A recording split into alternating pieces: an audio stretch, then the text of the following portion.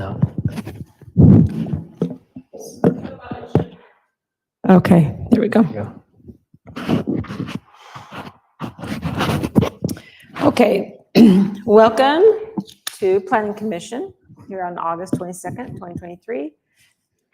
We will start by having a Pledge of Allegiance. I will be leading that, and we'll have the opening ceremony by Kevin.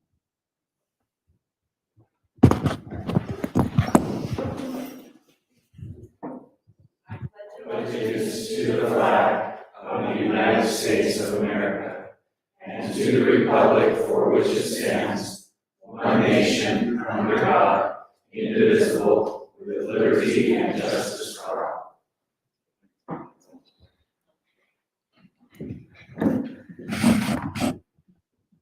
Heavenly Father, we're grateful for the opportunity we have to gather as a city and as a planning commission to discuss the needs of the city. May thou bless us with wisdom and guidance so that we can be mindful of the needs of our residents and of those in the future. In the name of Jesus Christ, amen. Amen. Thank you. Okay, we'll have roll call by Darren. Commissioner Ryan Bear. Here. Commissioner Clark Moss. Here. Commissioner Justin Grant. Here. Commissioner Kevin Colson. Here. Chairman Kerry Garrett. Here. And Councilmember Cosette. Okay, tonight we are going to start off with some annual training with Brad Christopherson.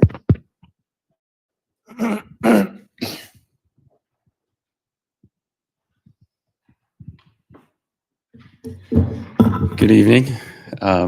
So this is part of every year, the legislature about 3 years ago passed a new law requiring planning commissioners to have 4 hours of training every year. Before new planning commissioners can even participate in a meeting, meaning have a vote, they're required to have at least 1 hour. So I don't know that we'll get through 1 hour. My understanding is that you've had some training already that you were asked to do during, I guess, since the last meeting. Is that accurate? Okay, and we've got at least an hour. Yes. Is that also? Yes. Yes, Just- for the new commissioners. Well, the 4 hours for the annual training, but before you can participate in your first meeting and have a vote, it's at least one. So if you've had at least one, we're good, but we'll address this to the entire planning commission anyway. So this will count, at least we'll get some time. I know this is a 1 hour meeting, so we're not going to take the full hour to go over this stuff. But and if you have questions, stop me. So this is, LUDMA is not, the Land Use Development Management Act is not an entertaining kind of area of the law. It's powerful and it's important, and it covers land use in the state, and it applies, to every city and town in the state, but it doesn't mean it's all that interesting to everyone. So anyway, one of the things that I'd like to start off with is kind of, what are the differences between the Planning Commission's role and the City Council's role? Right. So the Planning Commission, as many of you have participated in or seen, the Planning Commission's role is to process land use applications. Right. So if there's a request to rezone a piece of property, that will initially come to the Planning Commission. It will go through staff. Planning Commission will then see it, and they'll make a recommendation on whether or not that should be rezoned based on a number of things, based on what the general plan says, based on if it's allowed use, or excuse me, if it's something that the city desires and wants to have as well. And it also, but the Planning Commission doesn't initiate those applications. The landowner or a developer or an agent of a landowner are the ones that initiate those applications. And so it's the Planning Commission's role to process those with the help of staff. As you know, planning commissioners are appointed, and I'm not going to say it's not paid, but it's not paid well. It's more of a volunteer position, and there's usually some sort of small stipend that's provided to just as an extra enticement to make sure that we at least have a quorum to be able to conduct business. That's kind of the design behind the stipend. Planning Commission, one of their other main roles is to review and make recommendations to general plans. General plans are guidelines that are adopted by the city. They're prepared usually by professionals, professional planning groups. that are well-versed and have broad experience, not just in one small city or one large city. They have it kind of a broad base of experience. So they prepare a general plan based on input from Planning Commission, based on input from city staff, based on input from city planners, based on input from city councils and mayors as well. So they take all of that input, combine it, and they produce what's called a general plan. And then you guys have reviewed it. I think we reviewed and adopted one fairly recently. So you've been through that process, at least most of you have. And then the city council adopts it. Well, planning commissions adopt those. They also look at amendments based on applications that come in. So a general plan is not meant to be set in stone. It's a living document. If it works for you now, it may not work in a year, it may not work in 6 months, and there may be minor adjustments that need to be made. So that's not uncommon to have a land use application that comes in. It's reviewed, whatever the proposed development is desirable.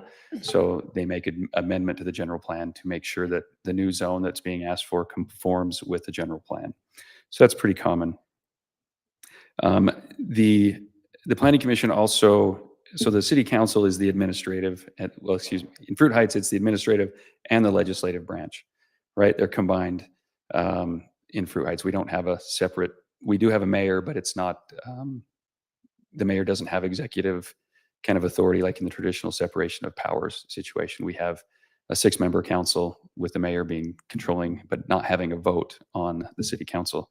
So the City Council is where the legislative authority and the enforcement of that also lies. So what that means is that if there's a desire to be change any of what city code is, right? That's up to the City Council. City Council is the one that handles making any legislative changes. So how does that impact the Planning Commission? So one of the things in my practice that we often see is a planning commission may get a land use application and they just absolutely hate it, right? They absolutely hate it. And one of the reasons that they might hate it is because it allows for something that may not have been quite intended, right? That the City Council didn't quite intend for that to happen, or the Planning Commission doesn't believe that the City Council wanted that to happen. But yet nonetheless, the application complies with city code. And again, that's Planning Commission's role to make sure that at each step that they're complying with the existing ordinances at that time. So if you have an application that comes through and it's not something, it's something that just, well, this has got to be an unintended consequence. So what can you do as a planning commissioner or as a planning commission? Can you change the city code? You can't change the city code. You do have within your authority to ask staff, say, look, we don't like this. We don't like that this is allowing. You still have to process that application, and it still has to be processed under the then existing city codes. Because when an application comes in, the application, it locks in whatever the ordinances are when they file their application and pay their fee, right? They are locked into those ordinances then existing. But if some result comes out and you're like, well, we didn't like that, and we think if the city code allows that to happen, we need to make a change and adjust it. And again, city codes are not permanent. They're not set in stone. They can be changed. So the Planning Commission can request staff saying, hey, this is something that I don't think we really wanted to see as a city. We get that we have to process this application. So if the city, we're not arguing that the application doesn't comply, but what we're thinking is greater intensity than we were hoping for. Maybe there's some component to it that you would prefer to be altered or have some other requirement for it so that the unintended consequence that you're looking at doesn't arise in the future. So you can request staff, say, staff, we don't like this. We want to see an amended ordinance that would prevent this from happening, and here's kind of what we intend that to be. And then staff would be directed to prepare that. Jeff would get involved in that, start working with that. Darren would get involved with that. Jacob would get involved in that. They'd likely involve me in that as the city attorney. And then we would prepare a draft of an ordinance for you to review. Again, that ordinance draft would come to you first. And then you would review it and say, yep, this is exactly what we wished it would have said, a year ago or 6 months ago or whatever it was. And then that would go before you. You guys would get to weigh in on it, say, okay, this is what we like, or this is what we don't like. You make a recommendation to the City Council. Hey, look, we've reviewed this. this is what happened. We would like the city council to take a look at this. You'd make your recommendation in a public meeting. The public would be allowed to comment on it, and then it would be forwarded to the city council, and they would have an opportunity to either adopt or reject it. So that's, and then the city council would again have their say in that, and they can either accept your recommendation or they can modify it further, right? They have that authority as the legislative body of the city. What if, and so one of the other things that can be done as well is if an applicant, if a landowner or a developer comes in and, they've got an agreement, they come in with an agreement with a landowner and they say, gosh, we want to develop this property. You're in an ag zone right now, an agricultural zone, but we'd like to get that into a multifamily zone, right? But we need it, in order to make this work with what we envision, we need 20 units per acre, something like that. Well, they come to city council or come to the city and they meet with city planner and staff and they say, this is what we want to do. And well, Fruit Heights doesn't have a zone that has 20 units an acre. So that's not an option. And they say, well, we'd like to see if we can make that an option. So an applicant, just a resident or someone that has a landowner or a developer can make an application to the city to propose draft a new ordinance that would allow for that. And then again, that could come before you and you'd make your recommendation as well. And then it would go on to the city council. That doesn't mean you have to adopt it. Doesn't mean you have to recommend approval. You could have a negative recommendation and go to the council, but there's multiple ways. My point in sharing that is there's multiple ways that a proposed new ordinance can go through the process, but they all have to go through the process. It can come as a request from city staff, come as a request from planning commission. It can come as a request from a city council member to modify an ordinance, but they do all have to go through that process. And the ones that would come before the planning commission are anything to do with land use, any land use regulations. So if it was enforcement if it was increasing the penalty of a parking ticket or speeding, that's not land use. So that wouldn't come before you guys. But if it was to create a new zone or to alter a zone or to change the general plan, all of those types of regulations would come before the planning commission and have your involvement and oversight. I'm trying to get through a lot of this. So if there's questions, you're absolutely allowed to stop and ask. So one of the other things that's important to remember is, so the planning commission is here to deal with just only land use. So, but the public, because it's a land use regulation, the public has a right to weigh in. So you will always have a public hearing when it comes to a rezone, when it comes to a land use regulation, a change in existing ordinance. You will always have an opportunity for the public to come and weigh in on that. So last year, the legislature adopted what's called SB 174. So Fruit Heights, we have an obligation to implement that, but we have a little bit longer due to the size of the city. And so we have until December of next year, of 2024. But what that is going to require is you can still have, on a subdivision process, you can still have a public hearing, but you're not required to.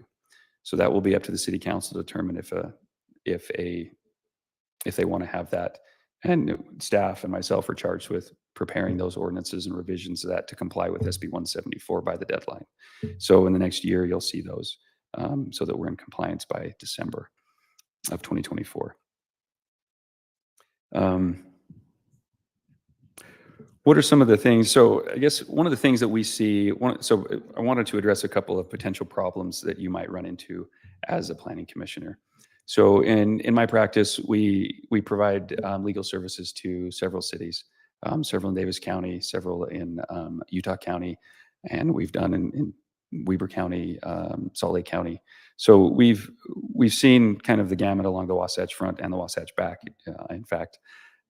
But so planning commissioners, there's a level of, and especially in the state of Utah, planning commissioners typically want to be helpful, right?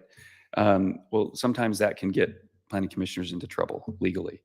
And so one of the things that often comes up is you'll get, and it happens in smaller communities more often, is you'll get planning commissioners that get contacted by their neighbors that have a land use application in front of them. And they say, hey, gosh, I'm really going to hope for your vote on this because, I know it's asking for a rezone, but there's a lot of money involved for me, and it's going to, provide me with retirement. And gosh, I just really, if you could do anything to help me, I'd really appreciate it. Right. And it's, leaning on a long time friendship, right? Possibly. The problem with that is that those kind of discussions are happening behind closed doors, right? That's the issue. The state of Utah, the legislature requires city business, whether that's land use or legislative or budgetary or tax increases, all be done in the public view with an ability to have the public weigh in. So if you're having private meetings as a planning commissioner with a landowner or with a developer, that is not occurring and not happening in the public view. And so that's what's wrong with that, because the legislature has said these deliberations, these debates, these discussions need to be happening in the public.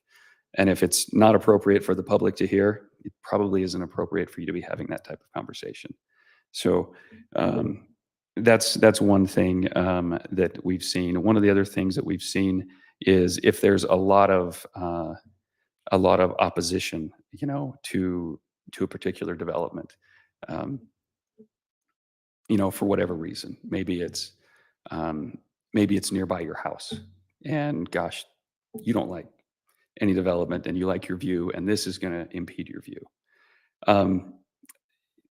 That may be that entirely may be the situation somebody might be in, right? Maybe it's the end of your street, and there's going to be 75 new homes that are going to be attached to your street, and it's going to create some traffic. That may be also. But there shouldn't be a situation. Your job isn't to prevent development. Your job is to make sure it complies with city code and city ordinance, right? And so if an application comes through and staff has vetted it and gone through, and the application comes in, there's a proposal to develop land, and it shows exactly, and it meets everything, every box is checked on the city code, there's really not a reason to deny something like that, right? You don't have a basis for it. Now, you can say, I just don't like it, and you can put a negative recommendation on it. But the issue isn't whether you like it or don't like it. The issue, does it comply? And, oftentimes you'll have individuals that say, well, we've got 5 planning commissioners, 4 of them voted for it, 1 of them voted against it. It still moves on the process, but you're not delaying it.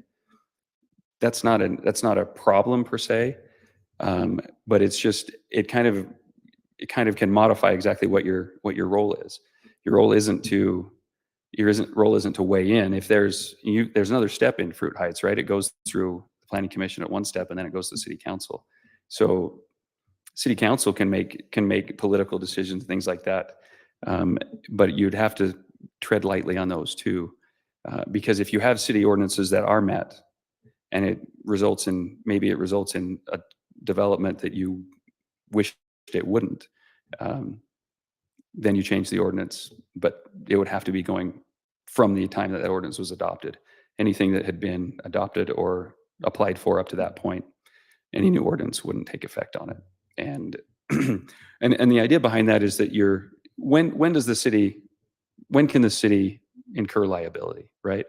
If the city tries to violate its own codes, that's when the city can incur liability. If city code says you can have X number of units on this type of property in this area because it's already rezoned, and then the city, for whatever reason, decides, well, it says that you can get 9 units an acre, but we're only going to give you 4. Right, but the zone is entitled, and there's plenty of space. It meets the requirements. It meets the safety requirements. It meets everything is checked off. Staff has said, hey, this works. Those are situations where you can be in a situation you may be incurring liability for the city. And potentially, if you're meeting with developers and we've had that in the past with clients, right? Sometimes developers or landowners will want to meet with planning commissioners. There's a chance that you could incur your own liability for meeting with them outside of a public meeting. But if let's say you do have concerns and they're legitimate concerns. So one of the things you can do, and the law, I believe, contemplates this, you can contact one of your fellow planning commissioners one-on-one, and you can talk about those issues. You can talk to staff about those issues. Hey, this is what I'm really seeing. Help me understand this is what I'm concerned about, right? You can call me and talk to me about issues that you see on a development thing. That's not a problem at all. I mean, let's vet these and let's work through them. But what we don't want to see is that we have individuals that are meeting outside, either with developers or with landowners, and kind of getting in the middle of those situations where if there were a litigation or lawsuit, you know, there may not be coverage for you personally. It may be that, you know, that there is litigation related to it, and the results are not good for anybody, right? The results are not good for anybody, and the city could be on the hook for paying legal fees for both sides,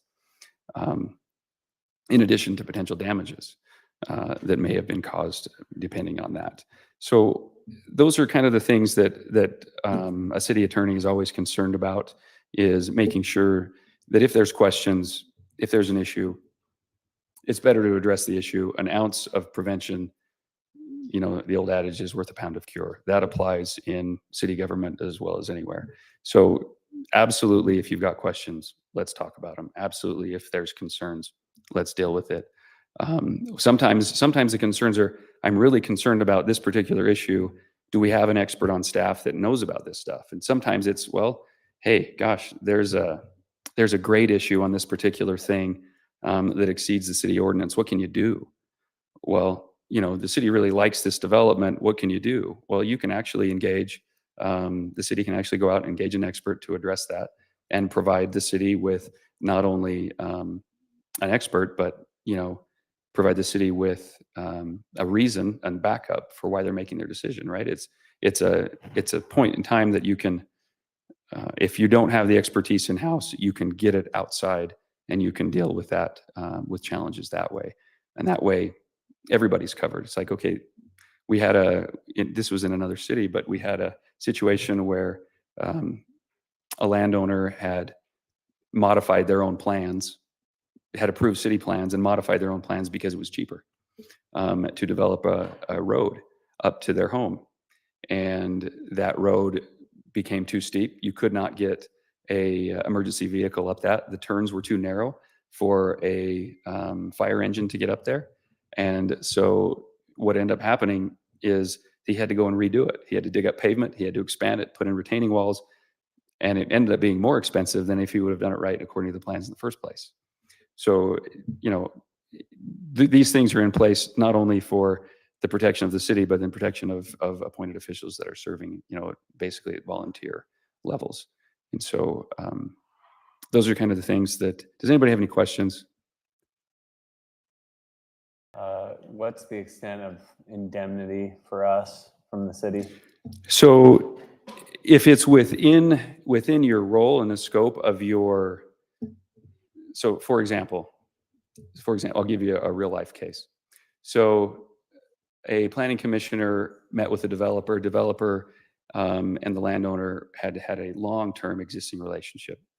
And the planning commissioner came in and was meeting with them outside of city council meetings, outside of planning commission meetings.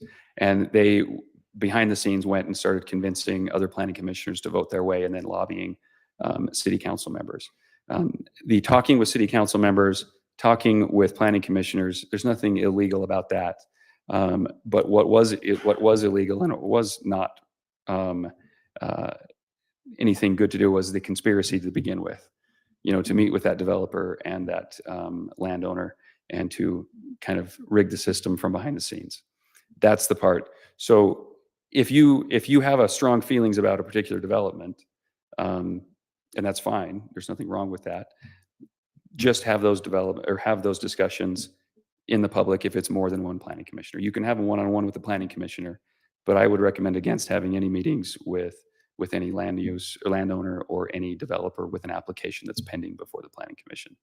And if you do have those and it's by accident, you know, what are your options?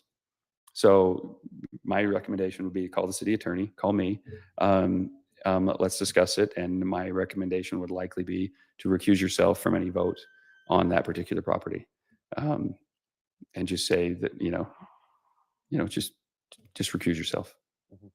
You know, out of abundance of caution, right? So, but if you're having discussions, you know, in the public, and there's been no, what I would call improper meetings outside of that, then the city would indemnify you if you were sued personally because of a recommendation you made. And so that would be within your scope. Likely what would happen is, so the city obviously has an insurance policy with the Utah Local Governments Trust. Oftentimes what happens in those is if individuals are sued personally, then usually initially they will provide a defense for you, but they may at some point write a reservation of rights letter saying, okay, these are the things we're indemnifying you for. If it comes out that, there were some improper, ethical violations, then we would not be indemnifying for you. And if any judgment is tied to that, you'd be on your own. Mhm. So, I'm not trying to scare people from not serving, but it's just, that's why we have training, right? The training is just there to ensure that, your roles are clearly understood, number one, and number two, that you stay within those roles and, you stay within those and you'll be fine. There won't be any issues. So I could go on for another 2 hours on this stuff, but I won't. So is any other questions, any other concerns? The last thing I'll share is it's called a pending ordinance rule. So this comes up often, right? Oftentimes there will be discussions of, you'll hear rumors of some development is on its way or some potential development's on its way. And so sometimes cities will be a little nervous about, whoa, we don't want something like that, or that's way too dense, or that's way, we're concerned about this. So what they'll do is they'll make an announcement in a city council meeting, put it on an agenda that they're going to talk and discuss a revision to a potential ordinance, and it's related to land use. So under the pending ordinance rule, if a city wants to make a change to an ordinance, once they've announced that they're making a change in a study of potentially making a change, any applications that come in after that announcement are subject to the new rule, even though it hasn't been adopted yet. And so that's what's called the pending ordinance rule. So there are some tools at city's disposal but that only applies if the application comes in after that announcement has been made, that the city is conducting a review and study of, whatever ordinance it is. And so that's one tool that the city has at its disposal to help, mitigate potential consequences from, I don't want to say unwanted development, but maybe development that they didn't realize they were permitting. A lot of times that comes up with that applied in this Parley's Canyon rock quarry that they wanted to expand. So there's just some interesting things that come up. And so anyway, that's just one other tool that cities have. So with that, I'll be done unless there's other questions. All right. Thank Thank you. you, Brad. Okay, we will now review and approve the Planning Commission minutes for June 27th, 2023.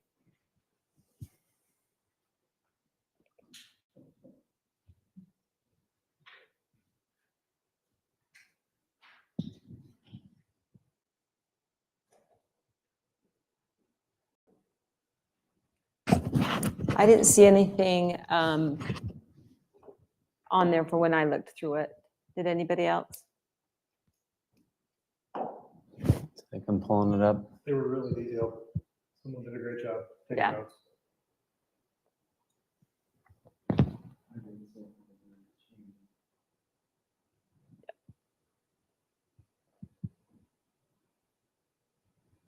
Do you feel like you've read through it enough that we can have a motion to approve it? Yeah, I motion to approve. A second. I think we have to say motion to approve and name the date. Motion to approve the minutes from June 27th, 2023. Okay, thank you. And a second? Second. Okay, thank you. Okay. I think we have to do the vote. Oh, we have to vote it. Okay. All in favor? Aye. Aye. Okay. Thank you. Okay.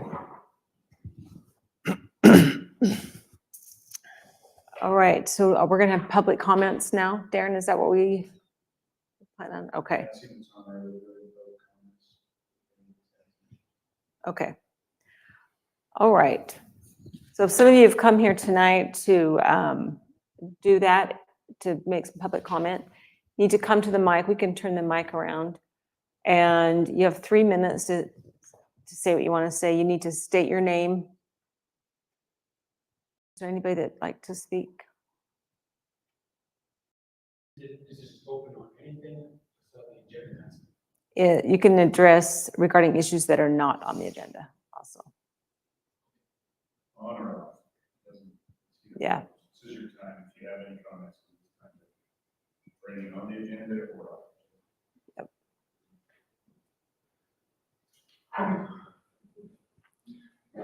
My name's Nick Beatty.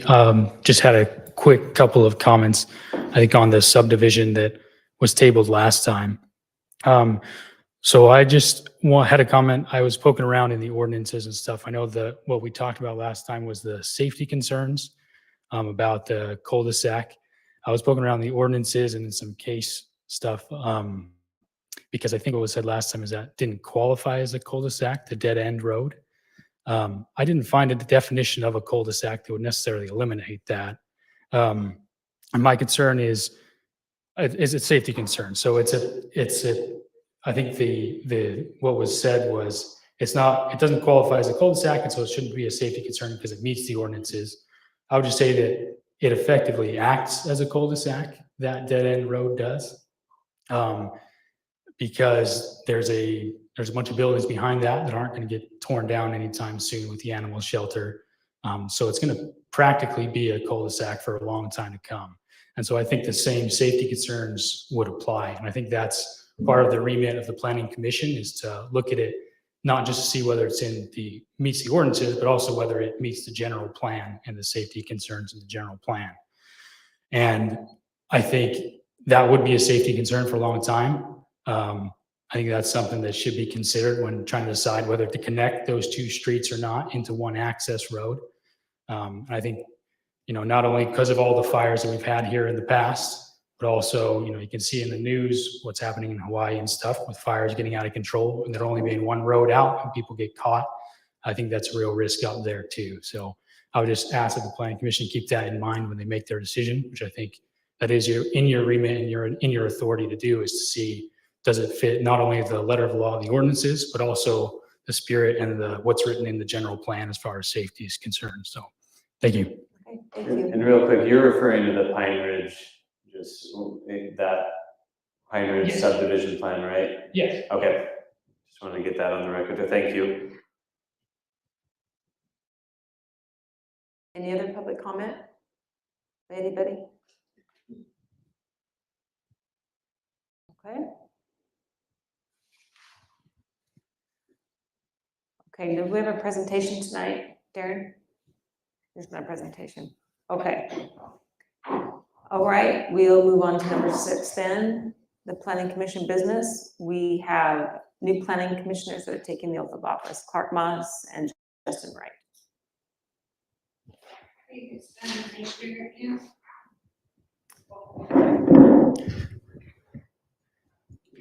Sorry, I didn't hear what you said.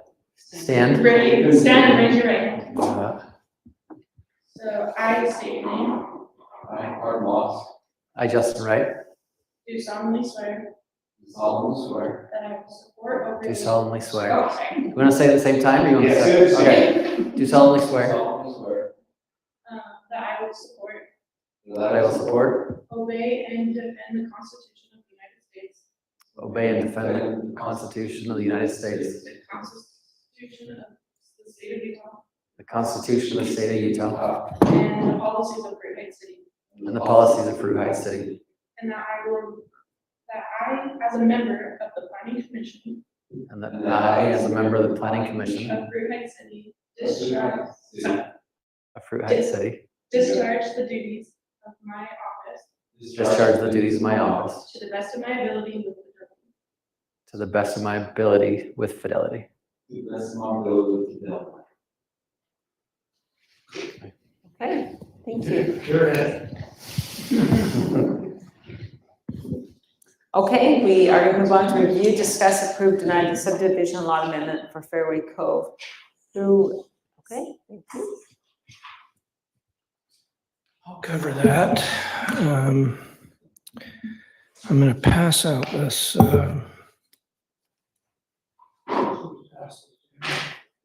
Just came into my hands a half hour before this meeting started.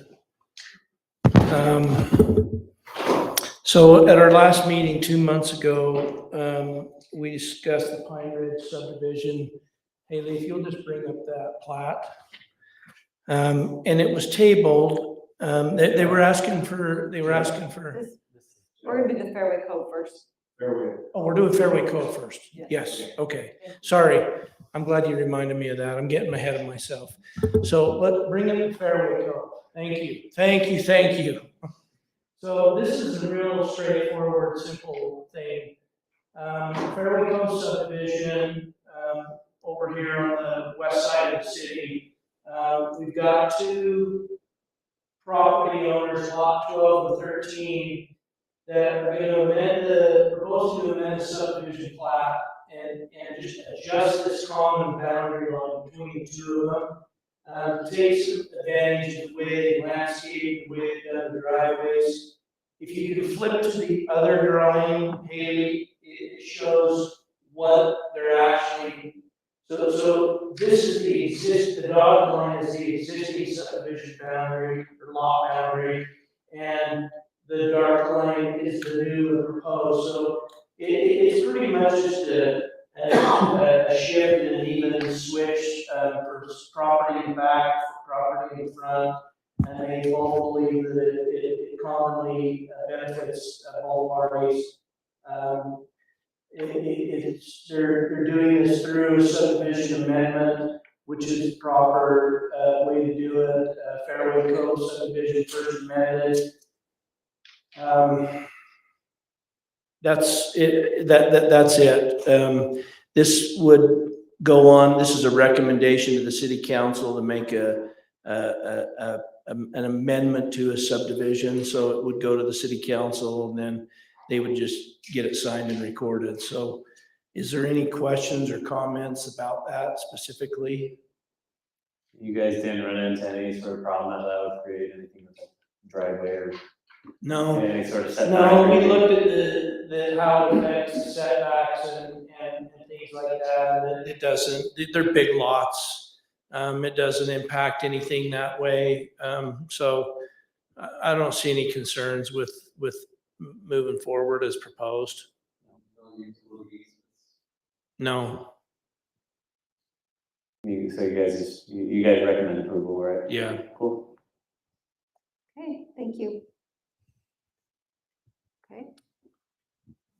Do we do a motion for that, or just approval? Yes. Do we have a motion to approve that boundary? Okay. Okay, so I've got a motion to approve the Fairway Cove amendment and a second for that. Okay, all in favor? Aye. Okay, now you can move on to your next one. Okay, now let's move on to Pine Ridge. So bring up that flag.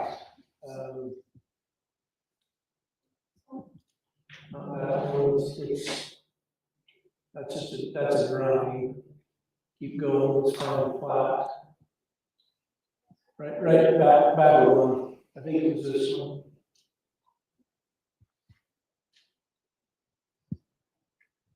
Yeah, click on that. You can open that up. That's the geotech report. Where's the plat? It's probably over here with the plat. Can you bring it, pull up one of these? Those first two. Maybe plat exhibit. There you go. And now go down so we can see a bigger drawing, second page. You can scroll down. There you go, right there.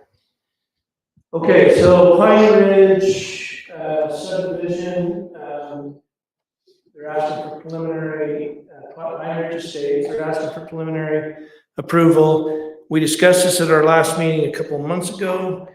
The planning commission tabled the item pending some additional information being requested.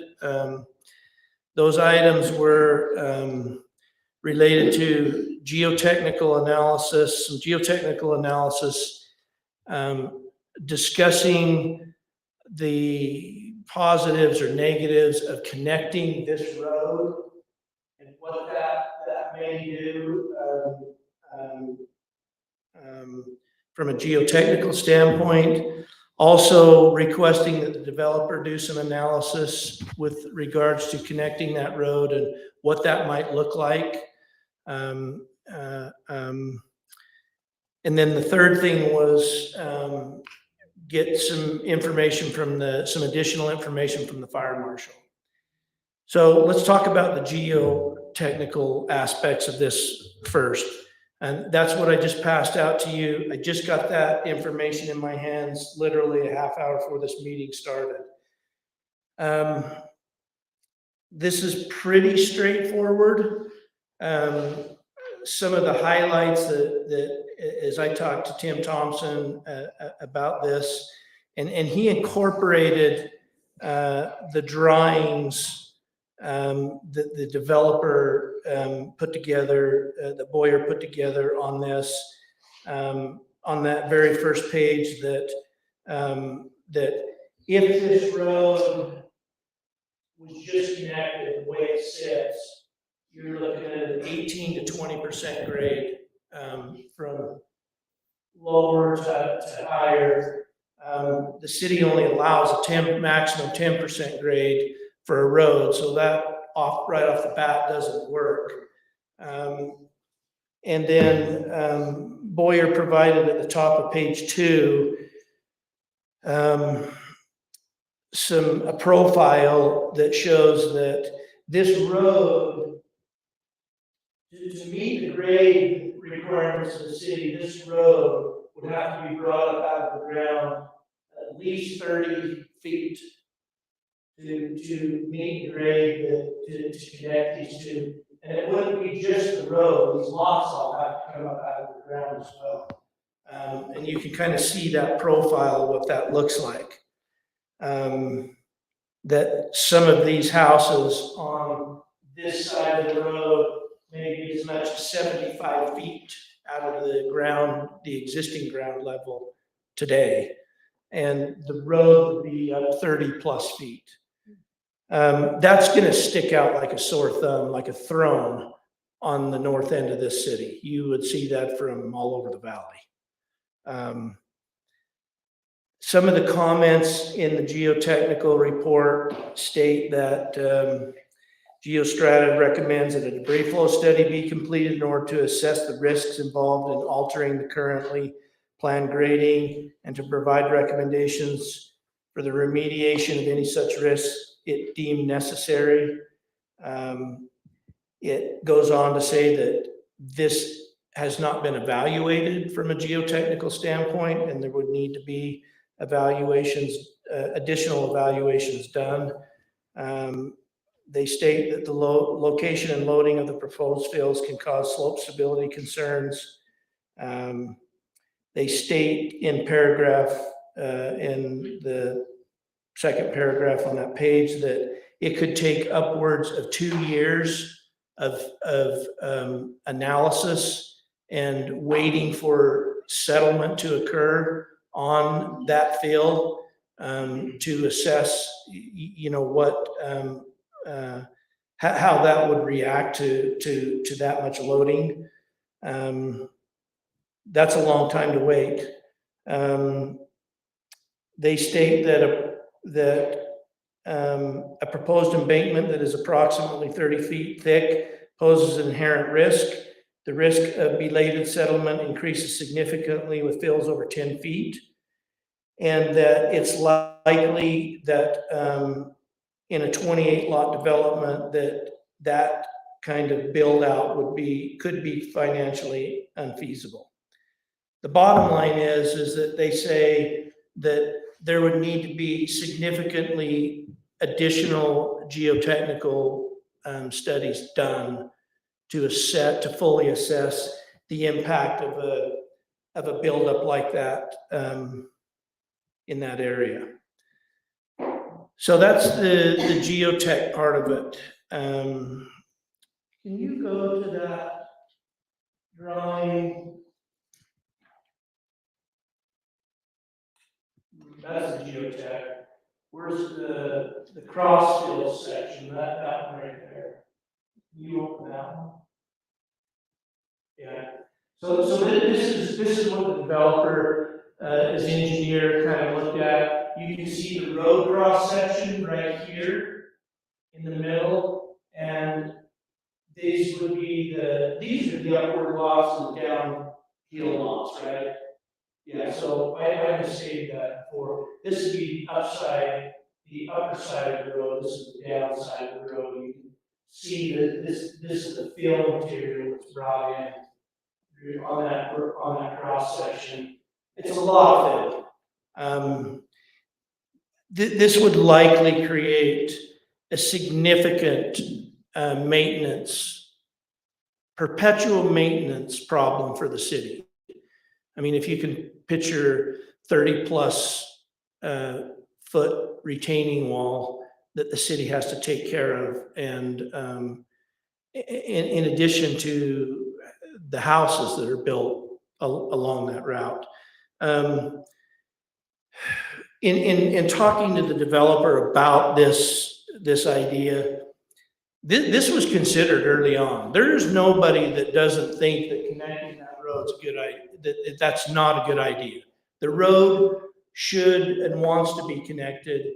It's not possible from a geotechnical standpoint.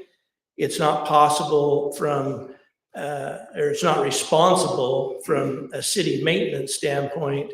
And the developer has stated very clearly that he has no interest in putting that kind of financial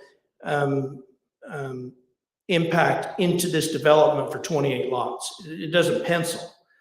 And so it appears, and that's why it's proposed the way it's proposed, is that it's not a road that should be built. Therefore, it's proposed with two cul-de-sacs that are offset and the non-connection. Now, with that being said, I've had conversation with city council member and a planning commission member in the last day. And they talked to me about what if these two cul-de-sacs that back up to each other, what if there was a emergency access that connected the two? There was a road, so to speak. It wouldn't be a paved road.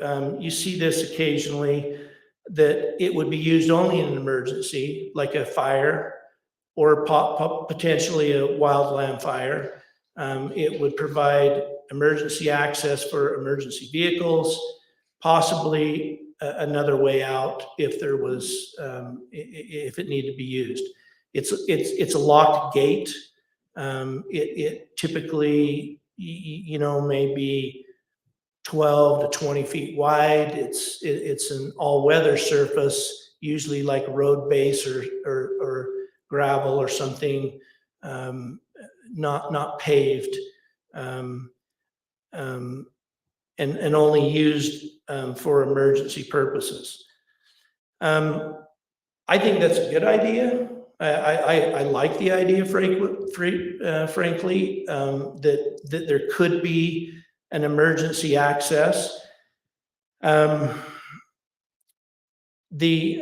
spoke with the developer about this earlier this afternoon, and I think what I would propose from a staff standpoint is that this is something that we ask the developer to evaluate. Look at this, evaluate it. Have your engineer look at it. Let's look at come back to us and tell us what the ins and outs of that may look like. Is that feasible? What would the impacts of that be? I think as pointed out, one of the positives is that you could have public access up this area to provide access to the foothills. I have previously discussed that with the developer, and he has every intention of providing trail access somewhere on the property to provide access from the lower lots up to the foothills, and they're looking at some areas that can be done. This could be a potential location for that. There may be another place that's better, but this could provide that. Let's talk about the fire marshal for a minute as it's related to that. So I went down and met with the fire marshal.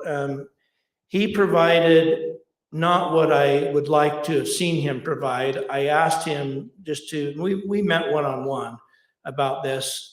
I asked him to provide simply a statement.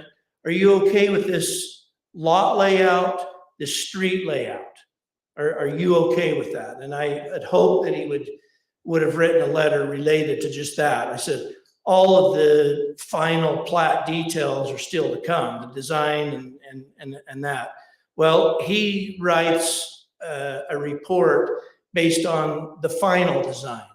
And he quoted a bunch of codes and things of that nature.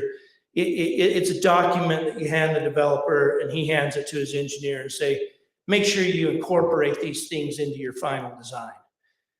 What I did talk to him about, and his words were, what you need to know for tonight, and as it's related to a preliminary plat, he said, I'm not going to comment on the layout of your subdivision. The city decides what the subdivision is going to look like. I take whatever it is that you propose, and then I analyze that, and we talk about how we're going to defend structures in fires. What the access roads look like, what the requirements are for structures, those kinds of things. He says, I'm not going to comment on your subdivision layout. I'm not going to deny your subdivision layout. As it's related to an emergency access, he specifically says in there that a second access is required on a street with more than 30 lots. We don't have that here. So he is not recommending that there is a second access necessary to either one of these streets. And he lays that out in his comments. If he could come in and say, I want a second access, and that's that, we would be talking about how are we going to do a second access. That is not the case in this at this juncture. I'm sure that he would welcome an emergency access if one can be made available. So his comments are, and the things that he wants incorporated are related to the final plat. Those are things that are still to come. Layout of fire hydrants. A lot of what he's concerned about is how homes will be built and how fires will be defended. That's defensible space around a home. Maybe these homes are going to be required to be fire sprinkled. I don't know. He gives no specifics because he doesn't have a design to give the specifics. That's all stuff that you talk about when you've got everything engineered and the utilities ready to go. So that's where we're at with the fire marshal. I'm just, Darren, is there anything else that you can add to that? No, I believe we've answered the questions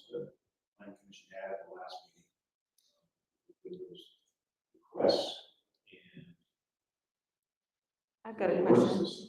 Okay, Okay, so if you make that a temporary road behind that, I'm assuming that there's gonna be houses right there. How are you going to access if you've got houses built on both those cul-de-sacs? well. You know, like, so if you're needing emergency for people to get out, how are they going to get through people's property to get to that access road? You got a lot here, you got a lot here.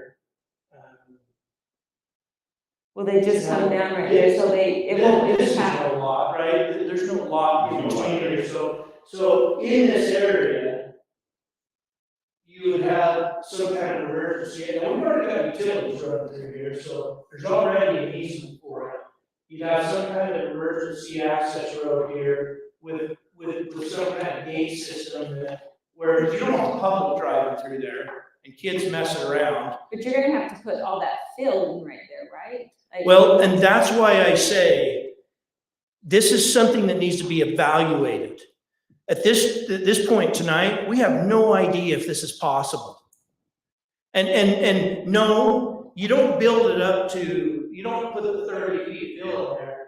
You see if you can make it work with the 18-20% grade. I don't know, the fire marshal may say, I can't drive my truck up a 20% grade. That's of no use to us whatsoever. We don't know that right now.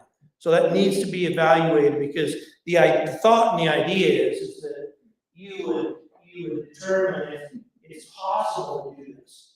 If the fire marshal comes back and says, that's of no use to us whatsoever, I mean, we're not gonna do this build up for emergency access. It's like, can you use what's there? Can it be graded in a way that you can put this road in there that could be used in case of an emergency, a fire, wildland fire, whatever? We don't know that. We just don't know that right now. Okay. We just you're thinking just use what's existing, and it could be Yes. this huge incline. We asked the developer to go back and evaluate, can this be done in a way that, one, makes sense, and two, it's usable? And you go to the fire marshal and say, can you make that work? But I mean, it's a two-way thing, right? One would be access for the fire department. One is for people getting down the mountain, right? Just having that secondary access. Yes, because you could use that, now these people you can open that up and they can drive out that way. Let's throw a block or something over here, I mean, there's a number of scenarios. So it could be used that way as well. It's not just a fire. I guess what I'm trying to say is, even if the fire marshal's like, we can't utilize this, we could still say, well, these people up the mountain, they can utilize it. So even if it's not, ideal for the fire department, we could still say, hey, it's accessible and it's usable in the case of emergency for people coming down. That's a good point, Kevin, is that, yeah, he may say, that's of no use to me. It still could have value for that reason. Right. You drive your truck through there as you're heading off the hill. Because I think that's been kind of, this gentleman expressed that concern. I think last time when we talked about that was the large concern, is getting people down instead of just on, I can't remember, this is gonna be Rockloft Drive. What's the road that comes down the mountain? that we can- Terrace. Well, okay, everyone knows this, I do not, okay. Yeah, it's a terrace, and I think the concern was terrace is gonna get backed up quick in that sort of issue with Rockloft next door. And even there's access points to the existing community next to Rockloft, that maybe they come down terrace. So, I mean, I think it makes a lot of sense to have the ability to use that in case of emergency. Darren, do you know what Terrace Drive, what the grade is on that? Pretty steep. It's steep, but it's all under steep. Is it 10%? I think it's actually less the way they. Because I think East Oaks, which would be the other end of, that access, and I know that's East over. Oaks is over. That was before, we had that ordinance in effect, but East Oaks is a pretty steep road. What is Rockloft Drive gonna be, right where it cuts off on the map here? Because there's some weird, funky, Right here. rolls in the hills there. What's that? Is that gonna be under 10%? Oh, yes. Okay. Yeah. All of Rock Bluff is. Yeah. Okay. It has to be Some of it doesn't part look of it Yeah. now. but they haven't finished. Right, I was just saying, because right now. None of, it's- all of Matt Lowe's development is under 10%. Okay, There, yeah, I mean, it's pretty steep as you come off this road and start down Terrace Drive, but it's under 10%. We Okay. wouldn't let them exceed that. Are there any homes proposed between East Terrace Drive and what's seen up here currently? So where does East Terrace Drive come? Does it come in back of these homes, just where right there? Terrace Drive comes in like So over it's just the here. existing homes that are there. So it comes up and tees into this road.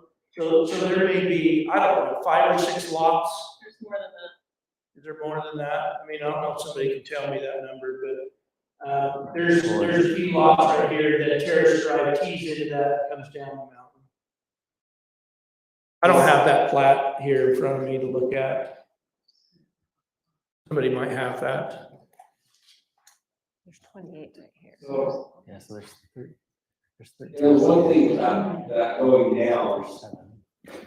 and it may not come out straight path, and we all have a little bit of what's happening in Hawaii in our mind. The town is blocked in by one access. If people have a way to get out, even if they have to leave their license behind, they can still make that survive. If it was and I think it would be fairly expensive to put a trail through there.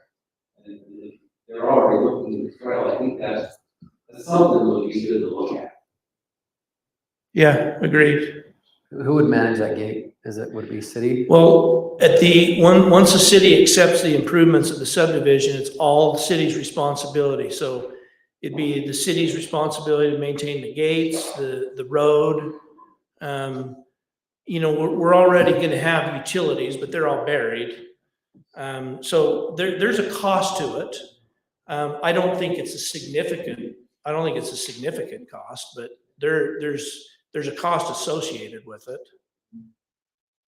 I mean, I think can't we have as part of a developer's agreement, they put together, they put some funds into some sort of, not escrow, but some sort of reserve fund? I mean, because we are doing this as a benefit to this development. I think certainly an ask can be in place for that sort of thing. Yeah, we haven't discussed any of that at this point, but I mean, you can make a recommendation. I will have it ready. And it's kind of hard to know really if that access road can even go in because we don't know how the terrain will lay out. I mean, I don't know if there's boulders in the way that have to be blasted and moved. Yeah, we have If no there's idea. rock outcroppings, I haven't been on that piece of property to say what's in the way right there. I think the rocky outcrop is towards where the homes are. I went out there after our last meeting. Further this way. Yeah, I think so, but again, But you don't know exactly how. it's I'm gonna lay out. not a geologic expert even close, so. So I don't, Geostrata is not saying, they're not saying that there couldn't be an emergency access road there. They're just, their comments are related to building up and Yeah. filling. But I mean, I like that. I mean, if we're doing something that's not like a paved permanent, you can do that 2-year observation period. Yeah, Because in theory, it will not be in use other than in an emergency. Or foot traffic. Right.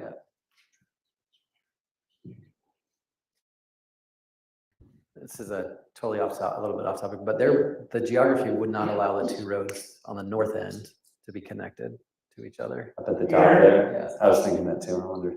here. Yeah, No, Well, I mean, that's a neighboring property owner, and so but you've got to have their permission to connect something. But on the current lots, on this plat that's here. no, the grades would be too steep down there, and you couldn't put. It's the same issue. It's the same issue as coming on those 2 roads right there. You mean, could you put a road through here? No, they're talking bring the roads. Connect right there. Yeah, up at the very top. Yeah, Yeah. there's Yeah. Oh, okay. Oh, no, that's even worse over there. It gets worse as you go across, as you go north. Yeah, you'd have even a bigger problem over there. I see what you're saying.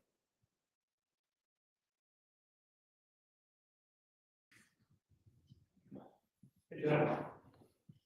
Do you remember, I'd love to send it to you, but do you remember the color map that was done by CMT on their 600-page geotechnical? It's right next to, I think that's connecting that Rockloff Ridge Road, right?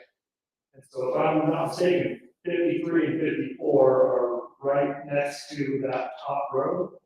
Lots 53 and 54, we're talking about. Yeah, there would be two lots right here. Okay. So I don't know the lot numbers, but if that's what you're looking at. So according to their geotechnical report, those lots are color coded. And in their report, they have, red, orange, green, yellow, and certain ones have lines and everything. And the ones that have lines are right next to those two lots, So just, can I bring this up? 22 and 23. That is the next part of this process, Yeah. is going through and doing the rest of the study for the lots, doing the pipe work, doing all those kind of things. This process right now is approving the way this is laid out and to begin the next step. So if we're gonna start adding a bunch of things to it, we're overstepping our bounds. Finish your question. So please remember that as you're going through this part. Okay. So the work hasn't been done yet. Okay, well, I mean, they're starting to note it here in this report, saying that it's gonna take forever to get this approved, but it probably should, because in that report, it said that those lots are subject to debris flows, and these areas are buildable, but require mitigation of the report. Mitigation should be provided by civil engineer, individual geotechnical reports, and it talks about moving or geofans and all that. So it's doable, but it's gonna take a while. This is what. It's similar. If this is what you, I don't know if you remember this, but, there is a full geotechnical analysis on this whole project. That was the first thing that they did, and we met together, it's been 2 or 3 months ago now, probably 3 months ago, with their geotech guy that did this report, and then our guy with Geostrata, and they talked all the stuff that between themselves that none of the rest of us understand.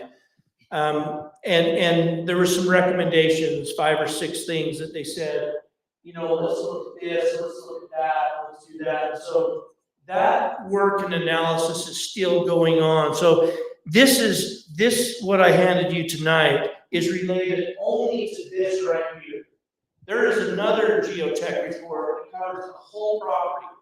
And what I took away from that, because it was the only thing I understood, was that there was no significant reasons that this street layout and this lot layout wouldn't work from a geotechnical standpoint. And that all of that stuff that we did for all that 600 pages of Matt Lowe's, this is a whole different ballgame. They don't have, although they have some things, they don't have nearly the complexity that other property had. I mean, we almost ran out of colors on the wheel to put all that stuff on a color map, like you said. So just going on what their recommendations are, they believe that this is going, I mean, you can see, this is the aqueduct coming through, the power lines coming through there, all that stuff's got to be worked around. There are issues, but they're telling us that this layout will work from a geotechnical standpoint. Does that answer what you're asking? I guess it wasn't really a question. What are you looking for right now? Or are we trying to? The developer's asking for preliminary plat approval. That's a different question or a different part.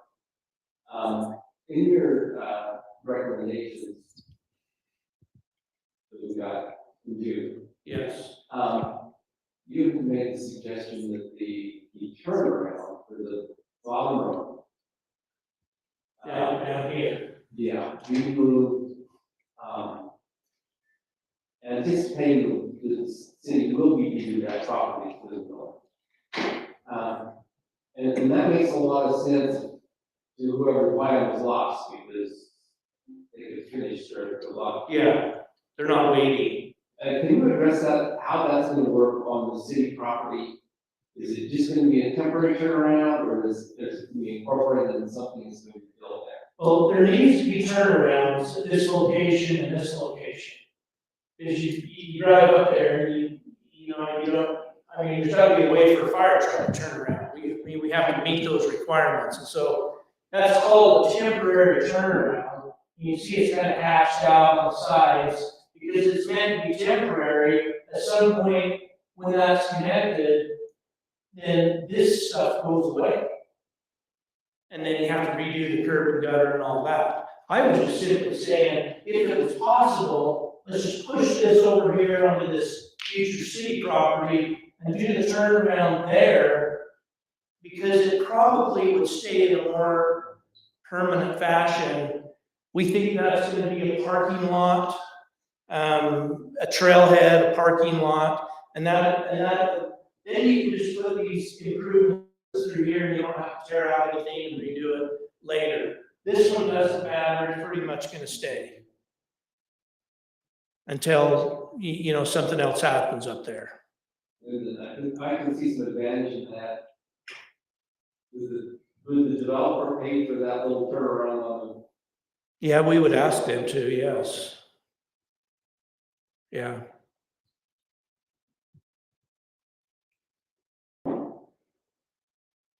What else?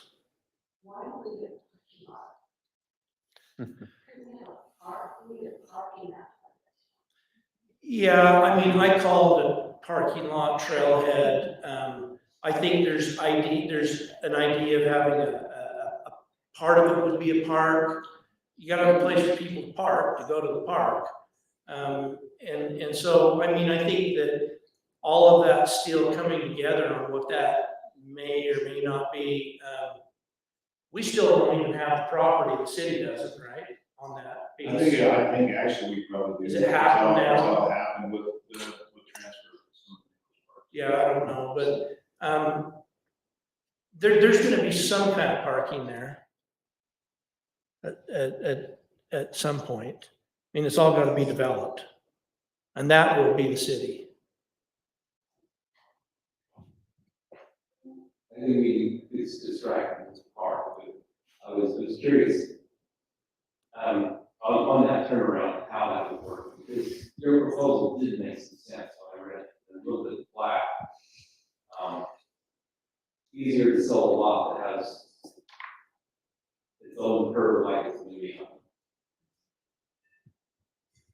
Would you just sell a portion, other portion to the developer or whatever, or it'd just be city property that they can turn around in? It's just gonna be part of a city road. So if at some point that turnaround, continues into a parking lot, or, I mean, there's gonna have to be a road that comes up off Mountain Road. It may just tie directly into the road that comes up there to access the property, and then the parking lot's off to one side. I mean, we don't know that. I mean, it's just as much likely to become a road, part of the road. We're talking But about, it wouldn't be, it's a city road. It's part of a city road, regardless. Okay. and it's a cul-de-sac, right? It's just Yeah. traditional, okay. Not a traditional cul-de-sac. It is what's called a temporary turnaround. There's a difference. Okay, what's the difference? Well, this is a cul-de-sac. Sure, so, but if it was up on city This is a property, temporary turnaround, okay. because it's waiting for a future connection. But if it was pushed up on a city property, This can't go anywhere. That's Yeah. permanent. I got you, okay. But it would look like a It cul-de-sac, would look the same. To the lay person, you'd say, well, these two things look exactly the same. Yeah, they do. It But, doesn't but, quack but like a legally, they're cul-de-sac. two different things.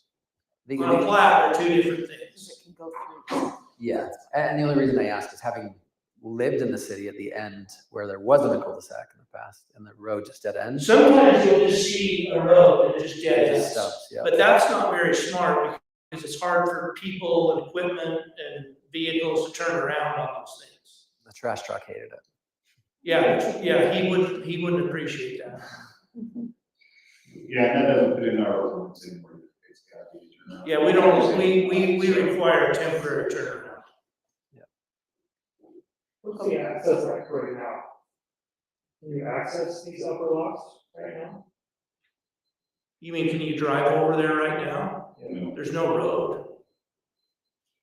There's not like no road into that. You could walk in there. Is the Rocklock Drive, is that graded yet? Or what status is that? Yes. Only on this side. Sort of.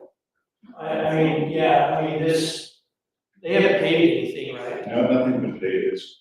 But it's all graded. So that's, and the utilities are ran We can take you up to the there next phase. and we can take you up there and show you, where the connection's gonna be, but I don't know if they graded this end of it yet. There's still, third phase 5. Yeah, this is an approved phase of that subdivision. This is still to come in as an approval for final approval on that.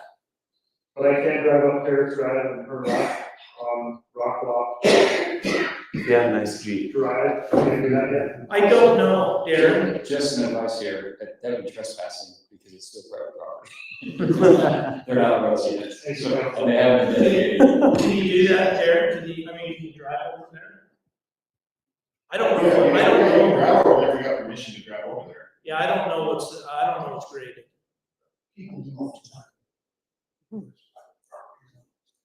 Is this something we could approve contingent on figuring out that emergency route?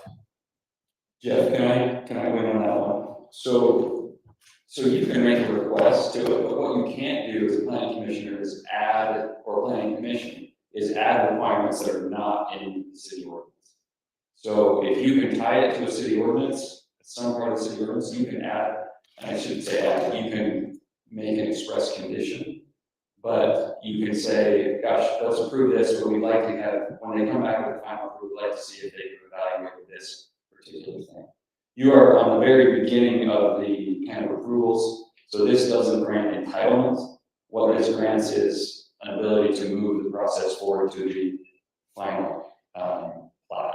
So there's a lot of conditions that have to be met in the final process, which is that geotech study on the lot level and all that stuff going through our SLUDS ordinance. All of that has to be done at that time for the lot level. There's a lot more work has to go into it. What you're doing here tonight is just saying, based on the information we have, based on our ordinances, yes, this meets the minimum requirements of our ordinance. That doesn't necessarily mean that's the final layout of everything that's going to be. So you're just, this is the gateway, and you're getting them to the next phase. That's the only thing, the next phase of the study. And it basically is a turning point for the developer saying, okay, I've got this far, I can go the rest of the way and spend the next, thousands of dollars to get the studies done, get the engineering work done, and do the final stuff, to make sure we're meeting the requirements of the final plat. And Kevin, an emergency access is not it's not a requirement in city code. Yet, he told me we can request that. Yeah, you can request it. And Yes, you can, but you can't require it on this project. I know, but I can't on the final plat. No, you can't require it on this project at all, because their land use application was in. So this secures everything so if we have any discussion of any ordinances here on, they're free of those. Right. Oh, well played. This is I don't think it's well played, I think that's just the law. And this is just preliminary plat. So that's all we're doing tonight is we discussed it and we can approve or deny the preliminary plat, which we're looking at right now. I will go back to the definition of cul-de-sac. And I know there will be a lot of different interpretations. somebody is caught up there and killed, they would come back and say, what was the intent of that? And I know the intent, that was put into the code here. When we moved in, East Oaks was an issue. And it's been an issue for years. Because it's a dead end subdivision on that. And so I am concerned about that definition without an emergency access out of the cul-de-sac. I don't know what triggered that on Act 9, it was the same thing, they had an emergency access out of there until they put that road in with the frontage road. But I am concerned about that definition. That it could go a different way in court if something happens. Yeah, I mean, the cul-de-sac thing's been in there as long as, I mean, it's been in there 40 years too, hasn't it? The way it's written now, I mean. Yeah, I'm sure it has. So, I mean, we can talk about, you know, how those ordinances are written, as Brad said. I mean, if you're uncomfortable with how that's done, we can talk about that. But we're never going down a road where you're saying property owner A has to get property owner B's permission before he can develop his ground. That's never gonna happen. It can't. So if the idea is you can never have a stub road into the neighbor's property, that is not legal. You just can't do it. I mean, what do? Go clear across the county until we hit the county line? This guy, you gotta get this guy, he's gotta get that guy's permission? That's not gonna happen. Then wasn't that the problem? I mean, East Oaks, like you said, 1800 east of Sac is a stub road on both ends of that road for how many years? 40 years, and now we're finally connecting one side. This happens all over the place, everywhere. There's stub roads waiting for future development, in some cases forever. So I'm inclined, I mean, to approve with the request as discussed, to research that, to consider that as we move forward. Because essentially what I'm getting is that there's not some legal reason that this cannot be approved as is, and there is the recommendation in place. But I definitely, I would request that we have the developer look into the access that we talked about that kind of has been raised in the past couple of days.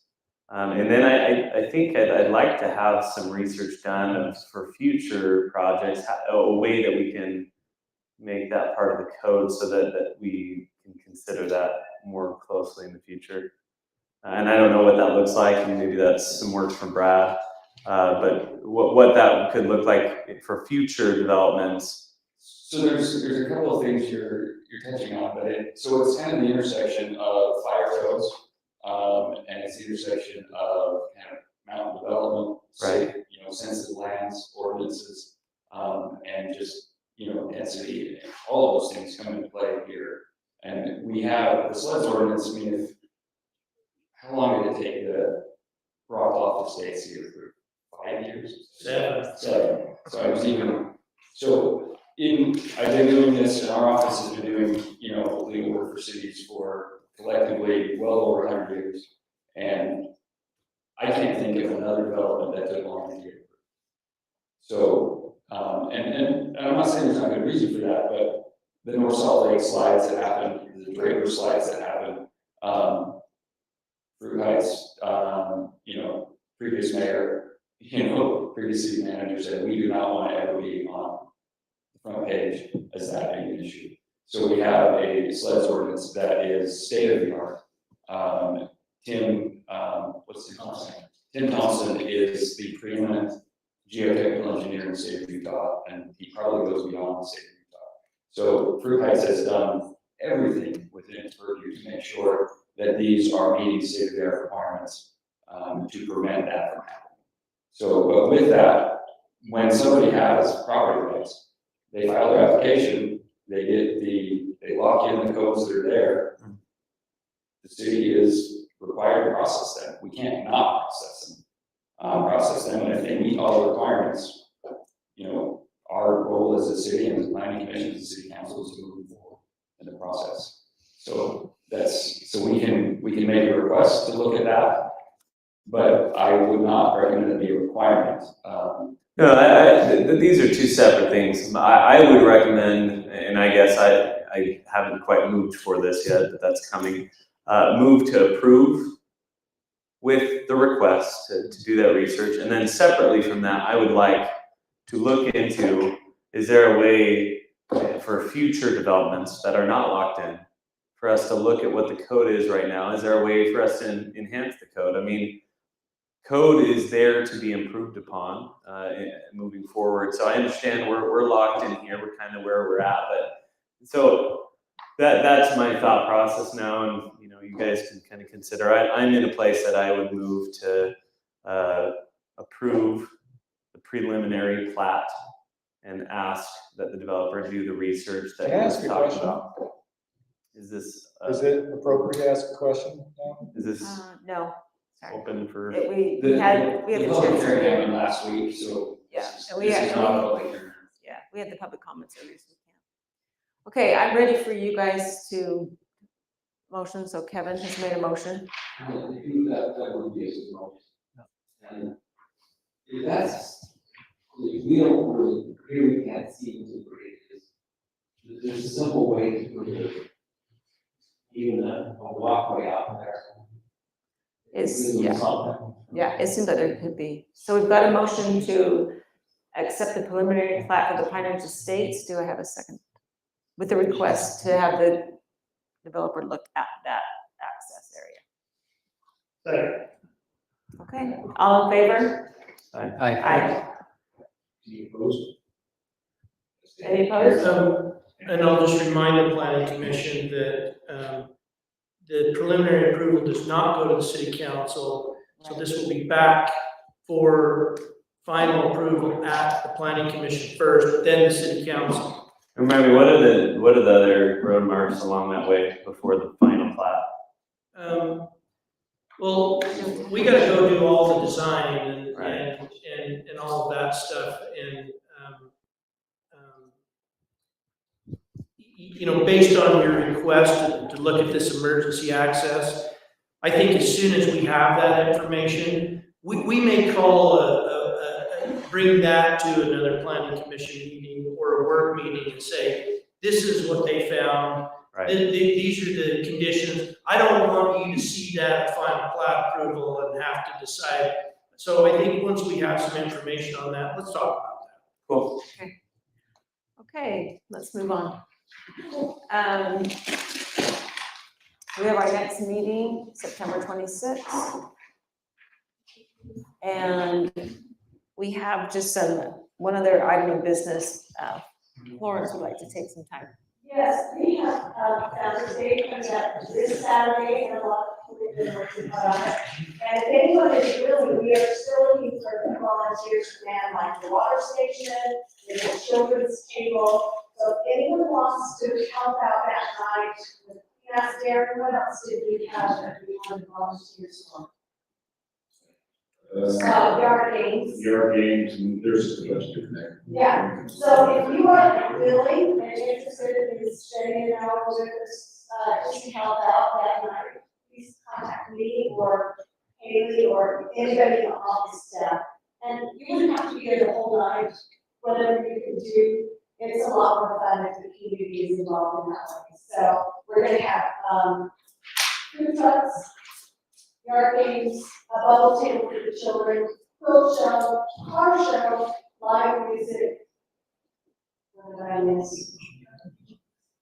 Yard games, pop art festival. Okay, So it should be fun. okay. And how did they go far? Not at Nichols Park. It is here. At the city village district. Yep. Here. Yeah. And if you need to park across and walk over the bridge, then do. Okay, thank you so much. It's gonna be Okay. huge. Do I have someone? would like to adjourn the meeting? I move to adjourn the meeting. Okay, do I have a second? Second. All in favor? I Any opposed? Okay, thank you.